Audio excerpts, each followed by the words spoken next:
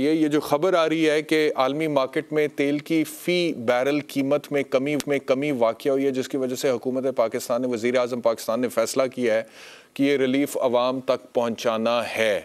کیا ریلیف متوقع ہے سر؟ میرے پاس تو خبر آ رہی ہے 15 سے 20 روپے فی لیٹر پیٹرول کی قیمت میں کمی واقع ہو جائے گی۔ آپ کو لگتا ہے دیر پا ہوگی گیون دا فیکٹ کہ انٹرنیشنل مارکیٹ میں آئل پرائسز جو ہیں ان کی کیا صورتحال ہے؟ دیکھیں، جو پیٹرول کی پرائس ہے وہ کم ہوئی ہے انٹرنیشنل مارکیٹ میں، اور یہ بات بھی آپ درست کہہ رہے ہیں کہ یہ 15 سے 20 روپے کم ہو جائے گی، مگر میرا اپنا ویو ہے کہ اگر ہم یہ ایکسپیکٹ کر رہے ہیں کہ سبسٹینشلی اور نیچے جائے گی تو وہ میں ایکسپیکٹ نہیں کر رہا، کیونکہ ابھی جو صورتحال ہے یوکرین کی اور جو باقی پوزیشن ہے وہ اپنی جگہ پہ کھڑی ہوئی ہے، تو اس لیے یہ ابھی جو تھوڑی کمی ہوئی ہے یہی رہے گی، اور اس سے زیادہ کا میں نیچے جانا ایکسپیکٹ نہیں کر رہا ہوں۔ اچھا، لیکن اگر اتنا ریلیف بھی دیتی ہے حکومت پاکستان، 15 سے 20 روپے فی لیٹر کمی کا اعلان کرتی ہے، تو آئی ایم ایف کو تو نہیں کوئی اعتراض ہو جائے گا؟ مفتہ صاحب پھر تو نہیں جن بابا بن کے سامنے آ جائیں گے اور کہیں گے آئی ایم ایف کو اعتراض ہے، اس لیے اس وجہ سے اب ہم یہ کمی نہیں دے رہے ہیں پیٹرول کی قیمتوں میں؟ دیکھیے، میرا ذاتی ویو ہے کہ آئی ایم ایف کو اس پہ اعتراض نہیں ہوگا اور وہ اس پہ ایگری کر جائیں گے، مگر شام صاحب جو بات ویری فرینکلی مجھے سمجھ نہیں آ رہی، اور میں کافی اس پہ وریڈ ہوں کہ کافی ٹائم ہو گیا ہے اور ہمیں ابھی تک کوئی confirm position I M F سے نظر نہیں آ رہی ہے۔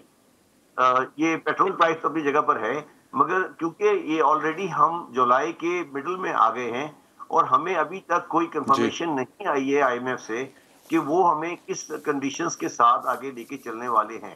تو آپ کی بات اس لحاظ سے درست ہے کہ میرا خیال ہے اسٹاف لیول ایگریمنٹ بھی ابھی ہمارے فائنلائز نہیں ہوئے ہیں، اور یہ پاکستان کے لیے نہایت پریشانی کی بات ہے، کیونکہ چیزیں کیا وجہ ہے شبر صاحب، کیا وجہ؟ Why are things so slow with the I M F? Miftah Ismail کے اندر کوئی اہلیت کی کمی ہے؟ کوئی نیگوشیٹ ٹھیک نہیں کرتے؟ یہاں پہ پی آئی اے پاکستان سٹیل میں 1 روپے میں بیچنے کی آوازیں لگاتے ہیں جیسے لنڈن میں مال بک رہا ہو، وہاں پہ آئی ایم ایف سے انسٹالمنٹ کے اوپر نیگوشیٹ نہیں ہو پا رہا، فائنلائز نہیں ہو پا رہا۔ آج کا بھی اسٹیٹمنٹ ہے کہ جلد پیسے دے دے گا آئی ایم ایف۔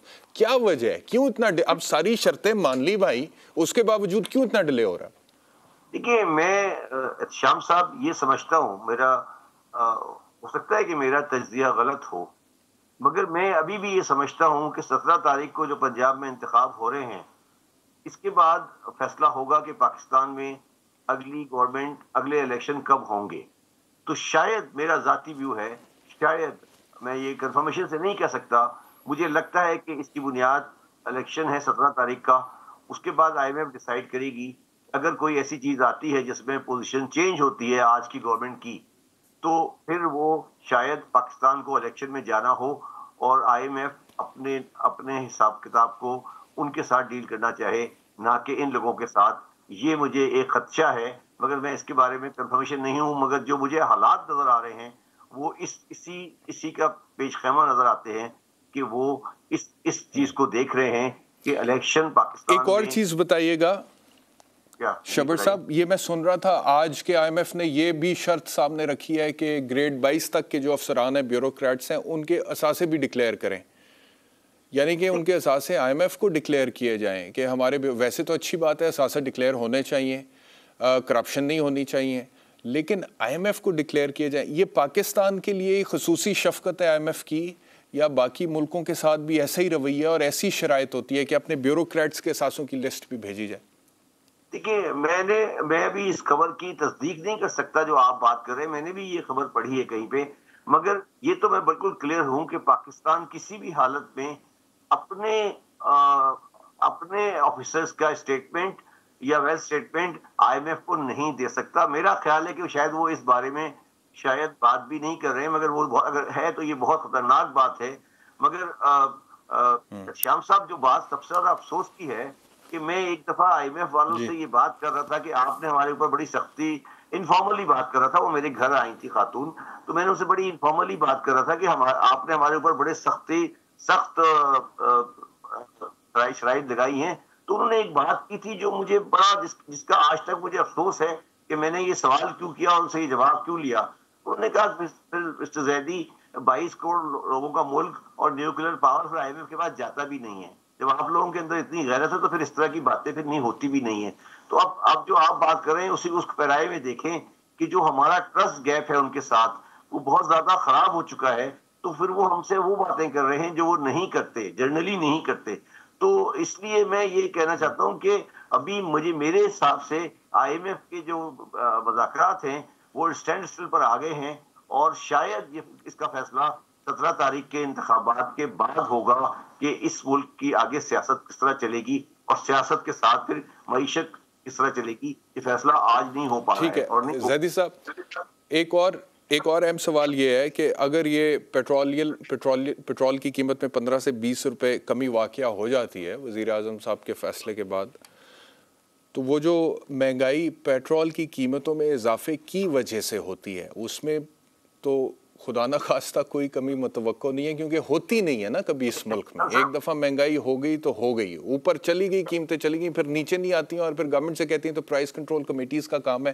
یہ پرائز کنٹرول کمیٹی پتہ نہیں کس بلا کا نام ہے, کہاں بیٹھتی ہے, کون اس کو کنٹرول کرتا ہے, آج تک نہیں انہوں نے پرفارم کیا اس ملک کے اندر, اور غریب آدمی خمیازہ بھگتتا ہے. دیکھیں 3 چیزیں ہیں. جو پرائسز تو اپنی کموڈیٹی کی دنیا میں ہر جگہ پرائسز جو ہوتی ہیں وہ ڈیمانڈ سپلائی سے ریلیٹ کرتی ہے, مگر پاکستان میں 3 فیکٹر جو ہیں وہ ہمیشہ پرائسز کو بہت سیریسلی افیکٹ کرتے ہیں. پہلا فیکٹر ہے روپی ڈالر کی پیریٹی, کہ ہمارا روپی کی ویلیو کیا ہے, وہ بھی ہمارے خلاف جا رہی ہے. دوسرا ڈیپینڈ کرتا ہے کہ ہمارا ڈسکاؤنٹ ریٹ کیا ہے. تو ڈسکاؤنٹ ریٹ بھی ہم نے جس لیول پہ لے گئے ہیں وہ ہمارے لیے بہت خوش آئند نہیں ہے. یہ لے تو اس لیے گئے ہیں کہ یہ سمجھتے ہیں انفلیشن کم ہوگا, مگر اس کا افیکٹ ہمارے معاشرے میں الٹا ہوتا ہے.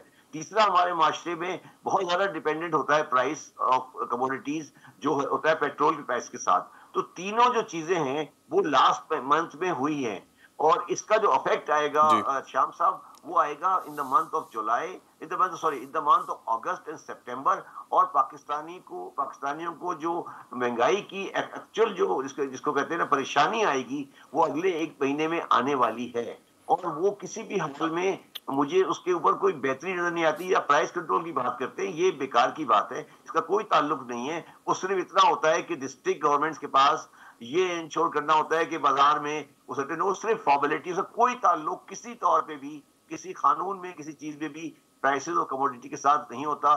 وہ ایک بات کرنے والی ہے, اس کا کوئی ریئلٹی سے کوئی تعلق نہیں ہے.